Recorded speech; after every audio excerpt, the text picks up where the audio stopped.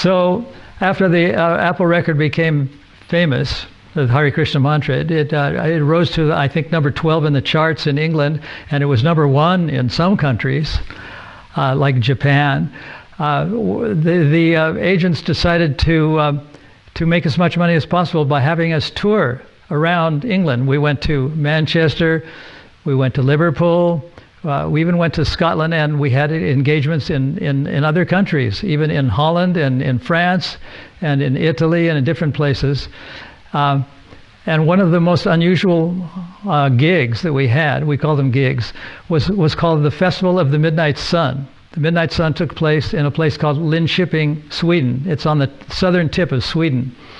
And there's a big platform built, and it was literally the Festival of the Midnight Sun, because the sun was blazing down at 12 o'clock midnight, blazing down. And we were entertaining the Hare Krishna mantra record. We were kind of mouthing it and singing it at the same time.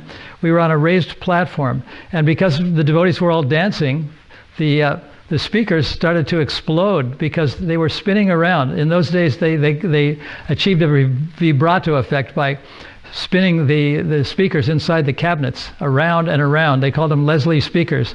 And because we were dancing up on the platform, the speakers were shaking, and the cabinets were moving around, and they sounded like big explosions.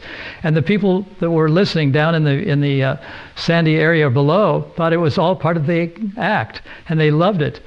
And the whole festival, the Festival of the Midnight Sun, was sponsored by an individual who lived in Mexico, and he was probably a very wealthy man, because he paid for our transportation all the way from England to Sweden and back, and he paid for our hotels to stay overnight, and paid for all our food. Hare Krishna.